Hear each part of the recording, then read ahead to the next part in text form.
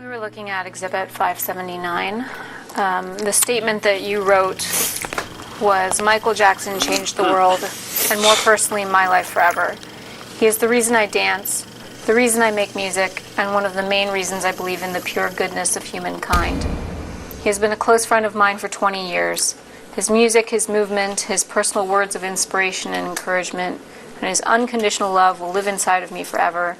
I will miss him immeasurably, but I know that he is now at peace and enchanting the heavens with a melody and a moonwalk. I love you, Michael. Is that right? That's what I wrote, yeah. Wade Robson, who met Michael Jackson when he was 5 years old after winning a dance contest in Australia.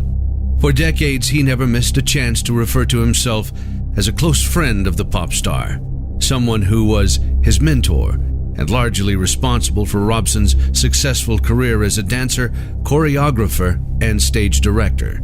In this 2016 deposition, never before seen publicly, Robson talks about that glowing tribute he wrote to his longtime friend, Michael Jackson, in the days after the pop superstar died. I love you, Michael.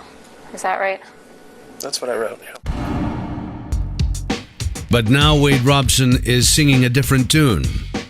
He and another proven liar, James Safechuck, claim they were sexually abused by Michael Jackson as young boys in a one-sided so-called documentary called Leaving Neverland.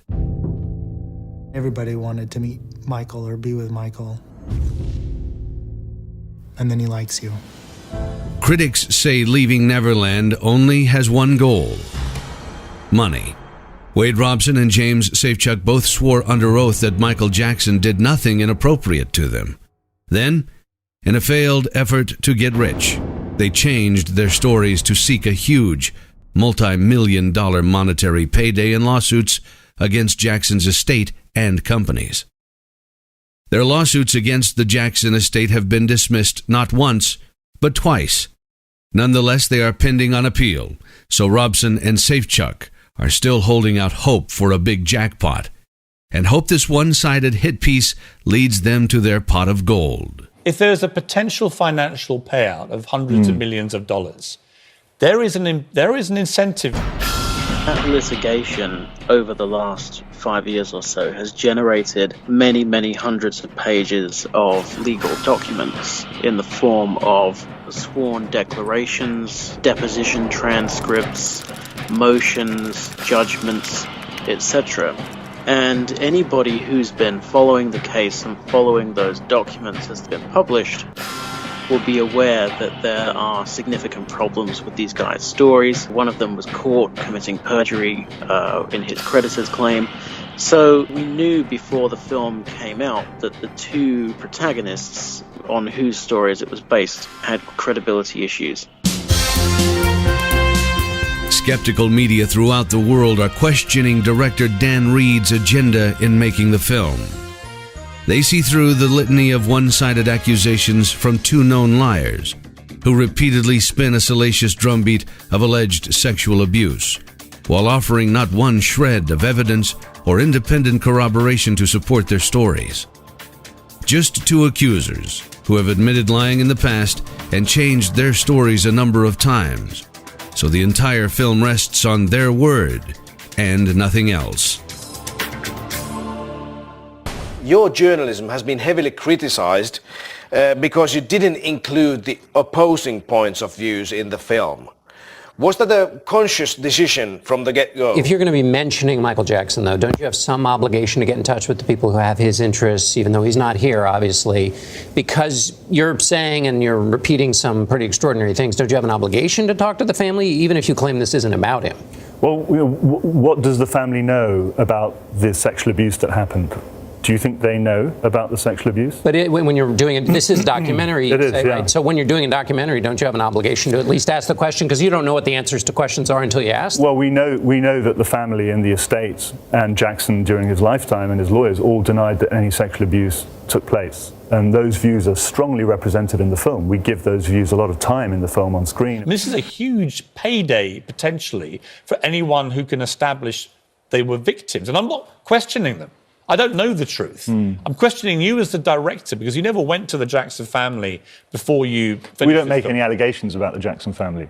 So why would I? Well, you make an allegation that Michael Jackson's a paedophile. Yeah, so I make allegations about Michael, but Michael's dead. But he's dead. And I've put his rebuttals, his denials in the film. So the devil's advocate would say, well, OK, the guy's dead. He can't respond to this. But Wade Robson and James Safechuck are not dead. Jackson was accused in 2003 by the Santa Barbara County District Attorney, who some said carried out a personal vendetta against Michael Jackson that lasted for more than a decade. Well, we haven't ruled anything out. In 2005, Jackson was declared innocent by a jury in a case involving a boy named Gavin Arvizo, one that CNN legal analyst Jeffrey Toobin called an absolute and complete victory for Michael Jackson and an utter humiliation and defeat for the prosecution. Since Leaving Neverland was released, numerous errors, misrepresentations, omissions, and outright falsehoods have been identified in the film, which relies solely on ever-changing stories of Robson and Safechuck. Leaving Neverland is a film that has been shown to include provable lies, conflicting accounts, contradictions, staged reshoots, faked scenes, reconstructed memories, critical information omitted, manipulated news clips, discredited source material, and key motives ignored. Perhaps the most glaring fabrication in Leaving Neverland comes from accuser James Safechuck, who clearly lied in the film by claiming he was sexually abused in the Neverland train station Michael Jackson had built to resemble the one at Disneyland. But there's a big problem with this story. A huge discrepancy in the timeline. He says that one of the locations where Michael Jackson was abusing him on a daily basis was the Neverland train station. Right. And he vividly describes the interior of the train station. Now, this version of the story that he tells in the TV show places that abuse in the train station in 1988-89. The train station did not even open until 1994. And as you correctly say, in his sworn declarations, in his ongoing litigation with the estate, he says that Michael Jackson stopped molesting him when he was around 14 years old in 1992 because he got too old for him. Right. And the whole narrative of this film is that Michael Jackson molests boys, and then when the boys hit puberty and get too old, he then ditches them and moves on to a younger boy. That's the whole narrative that they're selling with this documentary. But when it's revealed that this location where Safechuck is describing his abuse it did not exist when he was the age he said he was, Dan Reed, the director of the documentary, goes onto Twitter and says, well, there's no dispute about when the train station was built, but what's in dispute is the dates of the abuse. Right. So James Safechuck was abused after the train station was built. Well, firstly, he's now accusing his own star witness of perjury because James Safechuck has signed not one but two sworn declarations in which he states that Michael Jackson never abused him after 1992. Right. So in order to defend his documentary, he's throwing its star witness under the bus by calling him a perjurer, but also he's upended the entire narrative of his documentary. Leaving Neverland contradicts the alleged victim's own sworn depositions. In the video, Wade Robson spins a dramatic tale of being left alone in 1990 with Michael Jackson at Neverland. Robson claims that while his family was hundreds of miles away at the Grand Canyon, Michael Jackson abused him for the first time. But that's not the story Robson told in his lawsuit against Jackson's companies or in a deposition under penalty of perjury just months before HBO's cameras began rolling. There, he claims his family was still at Neverland when it first happened, and his sister was sleeping upstairs in Michael's room. Two entirely different versions of events told by Wade Robson, just 2 months apart. The first night, the night prior, we both slept in the bed with Michael. And at some point in that second night, she said to me, I think we should, you and I should sleep upstairs. I don't know why. I don't know why she said that or why she thought that, but I didn't want to. So whenever it was bedtime, she went upstairs and Michael and I stayed in the bed downstairs And I believe at some point that night, the abuse started. So which is it? The version Wade Robson tells in a sworn deposition, or his version in Leaving Neverland? If he changes his story in 2 months for the cameras, how can you trust him at all? But that's not all. Earlier testimony by Robson and his mother contradict the entire 1990 story told in Leaving Neverland that director Dan Reed uses as a foundation for the film. Robson's mother, Joy, testified in 1993 that her son was never alone with Michael Jackson at Neverland until that year. And here she is seen confirming under oath in 2016 that her entire family, husband, parents, and kids, went on the trip to the Grand Canyon. I understand that you stayed then 2 different weekends at Neverland on that trip, is that right? Yes. And then in between you and your kids and your husband and your parents all went on tourist trip to the Grand Canyon? Yes. So you were there, is it 2 nights the first time? Yes. And then you came back after your whole family had gone away? Yes. And you spent another, 2 nights? At Neverland, yes. Robson himself testified as an adult that the first time he visited Neverland without his mother was in 1992 or 1993, which means he would not have been alone at Neverland with Michael Jackson in 1990, as Leaving Neverland claims. In other words, Robson and his family over time have told multiple versions of a key story viewers heard in Leaving Neverland. So which is it? The version Joy Robson tells in her deposition, or the version Dan Reed presents in Leaving Neverland? James Safechuck's dramatic scene where he claims Michael Jackson gave him jewelry for sex, including an alleged wedding ring, was deceptively staged and edited to appear as one seamless scene, when in fact it was actually edited together from filming done on 2 separate occasions 17 months apart, and done intentionally to pump up the drama of the scene. You can tell by looking at his clothes, essentially the same in both shots, except he forgot the undershirt the second time around. And look out the window. Clearly different seasons, with the plants trimmed in one shot, but not the other. Once people pointed out the changes, Dan Reed was forced to admit he went back and rented the same Airbnb to recreate and reshoot the scene nearly a year and a half later.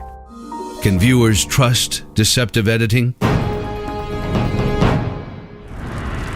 The staged sequence at the end of Leaving Neverland, showing Wade Robson burning Michael Jackson items, is misleading to the point of fakery. That's because Robson sold his most valuable Michael Jackson memorabilia in 2011 for nearly $100,000. Needing money, he consigned all items to Julian's auction and tried to remain anonymous. But Julian's auctions wouldn't agree, tweeting, Wade asked to remain anonymous and said that he did not want anyone to know that it was him selling the items in 2011. But we did not agree to that and listed it as the Wade Robson collection. He consigned multiple items and wanted us to sell all items of his that had value. Leaving Neverland fails to mention Wade Robson has been looking to make money by shopping for a lucrative book deal, unsuccessfully, about the allegations in the year prior to his lawsuit. Leaving Neverland also fails to mention that when writing it, Robson could recall so few details in 2012 about his story with Michael Jackson, the same details he remembers with such supposed precision in Leaving Neverland, that he had to ask his mother by email to help him fill in the blanks. Did you ever ask your mother for any written materials to help you write your book? I think along the same lines, but maybe I would ask her, of a certain period of time, could you just jot down the bullet points of what you remember? Asking my mother that, of how the details of when we went to the ranch and the first time, and just how did that unfold, the external details. So have your memories changed as you've gone through that process? They've evolved. What do you mean by evolved? Yeah, not changed in a sort of black to white sense. Like I thought it was this thing, Well, I mean, they have as far as prior to the healing process, right? Prior to disclosing. But post-disclosing the abuse in 2012 and beginning that healing journey, they've evolved as far as I remember more details about scenarios as it goes along. You know, it evolves, details get added to. Wade Robson was one of the witnesses who eagerly testified for Michael Jackson in 2005. Robson had his family claim in Leaving Neverland it was at a Neverland dinner the night before Robson testified in Michael Jackson's 2005 criminal trial that he became convinced that he needed to lie on the stand the next day to save him. Except, according to Jackson family members, that dinner actually took place after Wade testified. He also claims in the film he had to testify because he was subpoenaed. Then you have his constantly changing story about how he came to testify in 2005 for Michael Jackson's defense, beginning with, I didn't realize I'd been abused, and then morphing into, well, I did know I'd been abused, but I didn't want to be responsible for orphaning his children, so I decided to testify in his defense, and then morphing into, I was threatened and bullied by Michael Jackson and his lawyers. So that story keeps changing. There are massive problems with his story, you know, to the point where you could take any one of those issues that I've just listed, and that would be sufficient grounds on which to say, this guy has problems with his story. You cannot believe it beyond a reasonable doubt. But when you add it all together, I mean, it's catastrophically damaging. Jackson's attorney, Tom Mesereau, who says he doesn't believe Michael Jackson was a molester for 5 seconds, said Robson never wavered during the trial and how adamant he was that Michael was innocent. He was very, very strong in his defense of Michael Jackson. He told me in no uncertain terms he had not been molested, he had not been abused, and that these claims were ridiculous. I mean, this man was so strongly supportive of Michael Jackson, so powerful in his defense of Michael Jackson, that it just shocks me that he's changed his story in recent years. I just can't get over it. Mesereau also says Wade Robson's claim in Leaving Neverland that he was subpoenaed and forced to testify in the 2005 trial is simply not true. So does defense investigator Scott Ross. As far as making anybody testify, I would love for Wade Robson to show me the subpoena he never got. When pressed in a deposition, Robson could not provide any specifics about his alleged subpoena. Do you recall being subpoenaed for the criminal testimony in 2005? I do. Do you recall where you were when you were subpoenaed? I don't. Do you recall if you were with anyone when you were subpoenaed? I don't remember how I got the subpoena. This is a transcript of your testimony from the 2005 criminal trial, correct?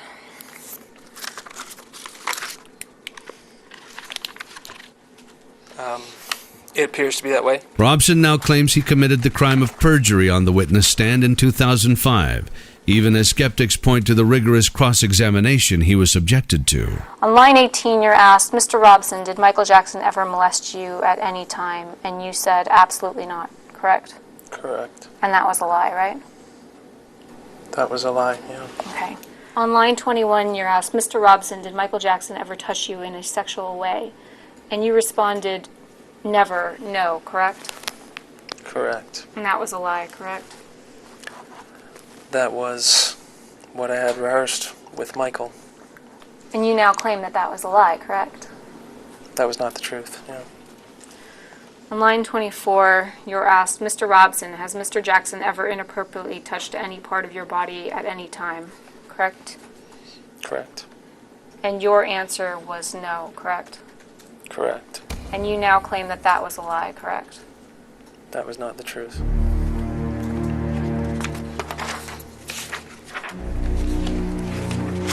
You turn to page 9100.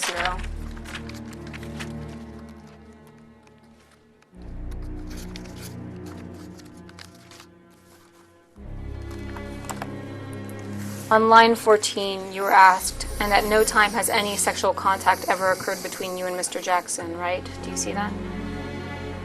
Yes. And your answer was never, correct? Yes. And you now claim that that was a lie, correct? That It's not the truth. That's why you always start with your strongest witness. In our case, that was Wade Robson. Wade Robson had to get through 3 seasoned, experienced, intelligent attorneys. How is it that when those 3 attorneys, this was not a surprise attack, those 3 attorneys were very seasoned, experienced, 3 attorneys with cross-examination history under their belt, prosecutors, got together the night before, prepared their attack. How are they not able to break Wade Robson? If you're trying to hide the truth, you're going to waver, you're going to do whatever. And James Safechuck's claim in Leaving Neverland that Jackson pressured him to testify during the trial is provably false because he was eliminated as a witness by the judge well before the trial even began. Leaving Neverland leaves out critical information that seriously calls Wade Robson's story into question. Robson's description of Neverland as an adult was nothing like the house of horrors he now claims it was. He gushed about how wonderful it was. So we went to the studio where he was recording the Dangerous album at the time, and it's like 89, and with the whole family, grandparents and everybody, and just hung out for a couple hours and watched videotapes, and then he asked the whole family to come back to the ranch, his place that night, Neverland, and we ended up staying there for like a week. That must be every kid's dream. I mean, my dream would have been to go there too. Yeah, I mean, it's Disneyland. You know, his house, you show up, it was just the best thing in the world. Wade asked if he and his fiancée could be married there while Michael was on trial. Turned down because it was such an inappropriate request at the time. And Robson even shot a short film at Neverland with his wife, and in the credits, thanks Michael Jackson for letting him use his sacred land. Michael Jackson is not going to be abused. Michael Jackson is not going to be slammed, is not going to be a piñata for every person who has financial motives. Another misleading piece in the so-called documentary. A news clip of Mark Garagos, who initially represented Michael in 2003 in the criminal case, is manipulated to appear as if he's threatening an accuser after Michael's arrest. We will land on you like a ton of bricks. We will land on you like a hammer. If you do anything to besmirch this man's reputation, anything to intrude on his privacy in any way that's actionable, we will unleash a legal torrent like you've never seen. In fact, he was talking about a completely different legal case in which he and Michael were secretly videotaped on board a charter aircraft. Disclosed that those 2 video cameras, which also apparently had audio on them, were surreptitiously placed in there, were recording attorney-client conversations, and then somebody had the unmitigated gall to shop those tapes around the media outlets in order to sell them to the highest bidder. Graphic sexual details, especially in Safechuck's story, are similar to details contained in a discredited book by Victor Gutierrez, who Michael Jackson successfully sued for $2.7 million. Leaving Neverland never mentions that Wade Robson literally begged to get a position working with Cirque du Soleil on the Michael Jackson 1 show in Las Vegas, a job that he badly wanted prior to suing Michael's estate. A couple of years before the show premiered, Wade sent an email to the creative team at Cirque stating, and I quote, "I always wanted to do this MJ show badly." He then goes on in this email to say, "I know that I am meant to do this show. I am passionate to do this show. I want to make it amazing for me, for you, for Cirque, and of course, for Michael." The gig ended up going to Jimmy King, yes. So obviously he didn't get the gig. Even so, in July of 2011, Wade Robson did an interview stating he was starting work on the show. I'm starting on Cirque du Soleil Michael Jackson show, which is exciting and terrifying all at the same time because it's such a huge responsibility. Wade's changed his story about 4 different times. I would say that Wade, decided he went to my uncle's memorial. He did tribute shows left and right for my uncle. The minute he did not get MJ1, he all of a sudden starts writing a book on the down low. No one wanted to buy the book, and then all of a sudden he comes up with these allegations. Leaving Neverland also strongly implies that 2 other friends of Michael Jackson's, Brett Barnes and actor Macaulay Culkin, were sexually abused. It suggests that other boys were lined up to replace older ones, almost like an assembly line. Yet neither was contacted during the making of the film. Instead of giving them a fair chance to respond to his smears, Reed threw up a sentence on screen for 5 seconds stating they have consistently denied abuse, seemingly winking at the audience as he does it. Both have always maintained Michael was never inappropriate with them, and both testified under oath as adults that nothing untoward happened. Like, we were friends. We were like, seriously, he was like my best friend growing up for a good fat stretch of my life. Yeah. Like it was legitimate friendship. All I can speak to really is, like the way he was, and despite whatever the reasoning was, kind of thing. Yeah. But no, he liked being around kids, And it wasn't odd. No. To you. It was, honestly, it never struck me as odd. I never felt uncomfortable or anything like that. Brett Barnes contacted his lawyers and asked his name and likeness to be removed from the film. HBO refused. And there are even more verifiable lies being spun by Leaving Neverland in the promotion of the film. Director Dan Reed states that Robson and Safechuck didn't meet as adults until the Sundance Festival. This is false. According to Robson's 2016 deposition, they spoke in 2014, and their shared legal team was present. Later, it was revealed the meeting occurred in person over lunch. Robson claimed that he was abused hundreds of times. But his deposition and his mother's depositions show that they only spent 4 occasions at Neverland while Michael was there, between 1991 and 2005. They slept a couple of times at Jackson's condo in Century City, and sometimes other people were there too, and Wade never went on tour with Jackson. So why didn't Wade Robson speak up sooner? In the film, Robson claims he was in love with Jackson, and that was why he did not speak sooner. But that's just one of the many versions he gave. He also says he didn't know it was abuse and was wrong. He thought he would go to jail. He was taught to lie about abuse, but others say it's because now that Michael Jackson is dead, he is an easy target for those who are willing to make up any allegations without risk of being sued for defamation. Every single person who accuses Michael Jackson subsequently goes straight to a civil lawyer and tries to sue him. There is never an accuser who simply walks into a police station and says, Michael Jackson molested me, what are you going to do about it? They always go to a lawyer and say, let's get rich. Did you attend the memorial service for Michael Jackson at the Staples Center? Yeah. Robson's reaction to Michael Jackson's death is telling. In Leaving Neverland, Wade Robson and his family claimed they remembered in detail his being broken up at Michael Jackson's memorial service, even more than at his own father's funeral. It's obviously intended for drama, but just a few months before the HBO cameras rolled, in his 2016 deposition, Wade Robson casts doubts on that version. It also showed he was still annoyed he wasn't invited to a private service for family and close friends. Did you cry at the memorial service at the Staples Center?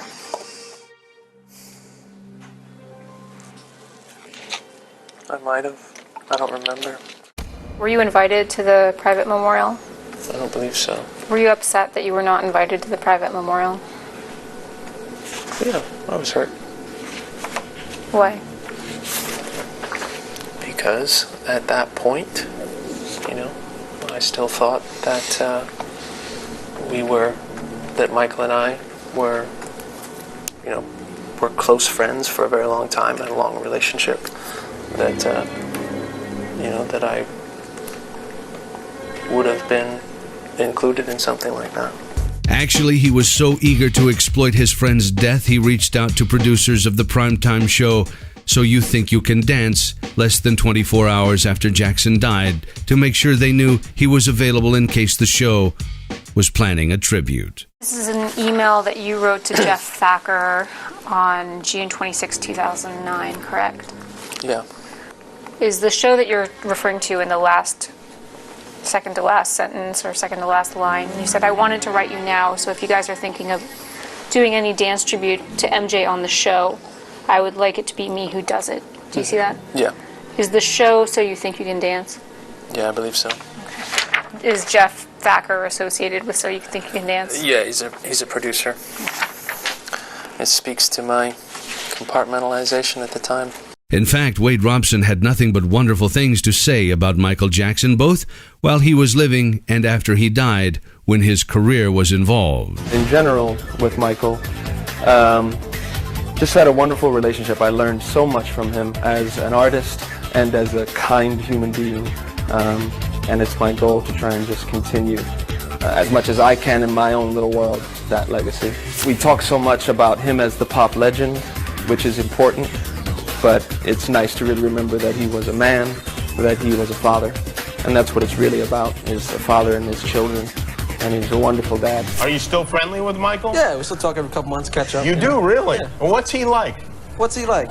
He's a good guy. Is he a good guy? Even after Michael's death, Wade Robson had nothing but praise to offer, including these interviews prior to the emotional 2009 MTV Music Video Awards tribute to Michael Jackson, starring Michael's sister Janet, in which Wade performed as one of her dancers. It's a huge connection between Michael Jackson and MTV and really starting this real music video generation on MTV. I mean, Michael was really the king of that. So I like all of those connections, and obviously my connection with Michael and all of that coming together is kind of just one of those serendipitous things where all the elements have come together. So I'm excited for a lot of reasons to be a part of it. These are Michael's gloves from the Bad music video.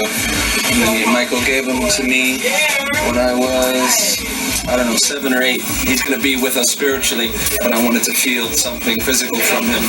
So I'm probably going to rock one of these tonight too while we perform on stage and just feel that much closer to him. Although Leaving Neverland has been massively discredited, the movie has not had the impact the filmmakers were hoping for.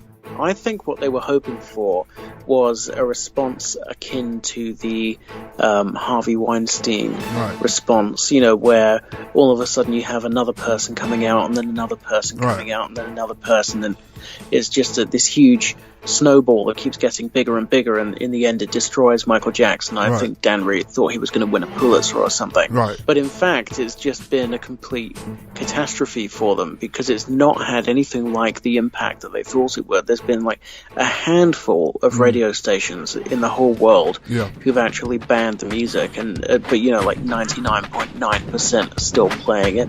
And in the meantime, the documentary's been completely discredited online.